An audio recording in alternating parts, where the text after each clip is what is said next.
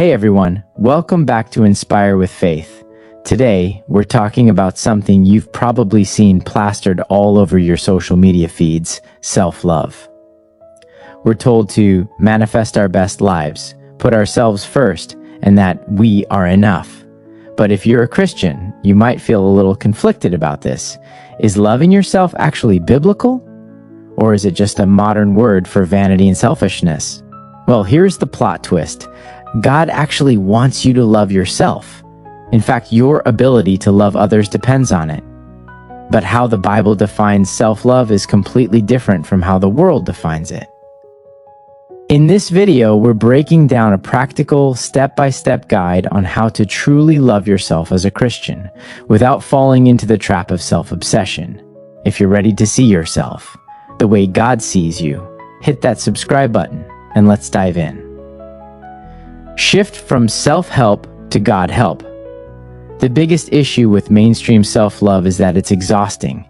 It tells you that you are the source of your own joy, your own strength, and your own healing. But let's be honest, some days we just don't have it in us. As Christians, our self-love doesn't come from self-inflation. It comes from God's evaluation. Think about it this way. The value of an object isn't determined by the object itself. It's determined by what someone is willing to pay for it. Today, we're talking about something you've probably seen plastered all over your social media feeds, self-love. We're told to manifest our best lives, put ourselves first, and that we are enough.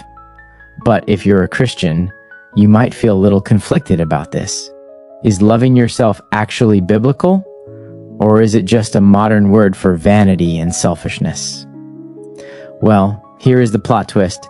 God actually wants you to love yourself. In fact, your ability to love others depends on it.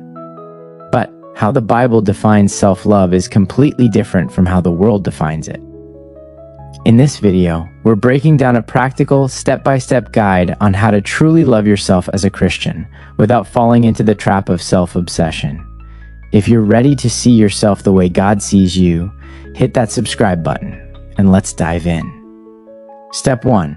Shift from self-help to God-help. The biggest issue with mainstream self-love is that it's exhausting. It tells you that you are the source of your own joy, your own strength, and your own healing. But let's be honest, some days we just don't have it in us.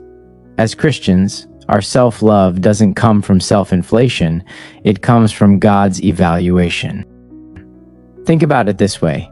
The value of an object isn't determined by the object itself, it's determined by what someone is willing to pay for it. And God paid the ultimate price, the life of His Son, for you. Ephesians 2:10 says, "For we are God's handiwork, created in Christ Jesus to do good works." You aren't a random accident trying to manufacture self-worth. You are a masterpiece, intentionally designed by the Creator of the universe. To hate yourself is to look at God's artwork and criticize the artist. Step 2. Forgive yourself.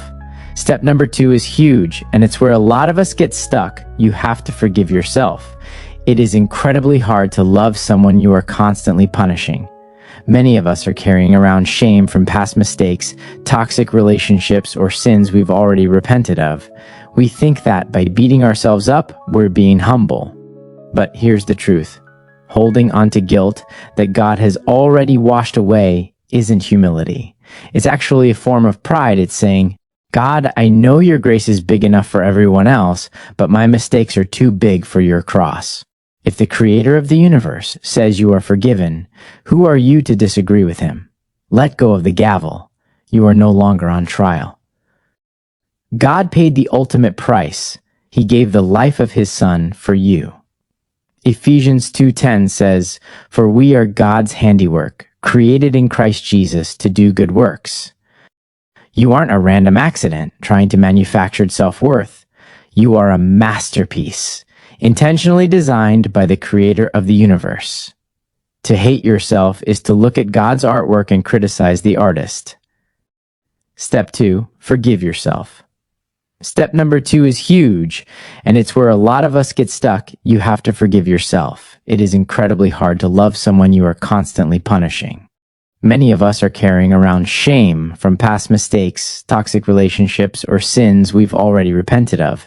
We think that by beating ourselves up, we're being humble. But here's the truth. Holding on to guilt that God has already washed away isn't humility. It's actually a form of pride.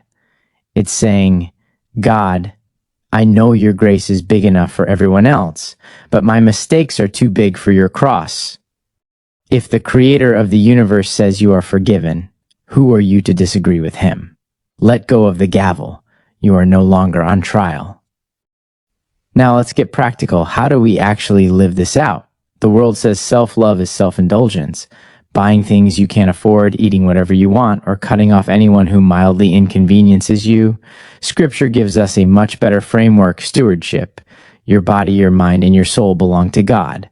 Loving yourself biblically means taking good care of what God loaned you. Physically, getting enough sleep, eating well, and resting. Your body is a temple of the Holy Spirit. Mentally, guarding your mind. What are you consuming? If you're filling your mind with toxic media or comparison, you aren't stewarding your mental health, spiritually protecting your quiet time with God. Setting healthy boundaries or saying no to things that drain you isn't selfish. It's managing the energy God gave you so you can serve Him well. Step 4. The anchor. Love your neighbor as yourself. Here is the anchor of the whole concept. Jesus gave us the great commandment in Matthew 22:39. Love your neighbor as yourself. Notice the phrasing there. Jesus assumes you have a baseline level of care and love for yourself. If you are entirely empty, insecure, and self-loathing, you won't have any genuine love left over to give to your spouse, your kids, your friends, or your community. You cannot pour from an empty cup. True Christian self-love isn't about staring in the mirror and saying, I am the main character. It's about filling your cup with God's love so completely that it naturally overflows onto everyone around you. So if you've been struggling with low self-esteem or feeling guilty for trying to take care of yourself, take a deep breath. You are loved by a holy God just as you are, but He loves you too much to leave you that way.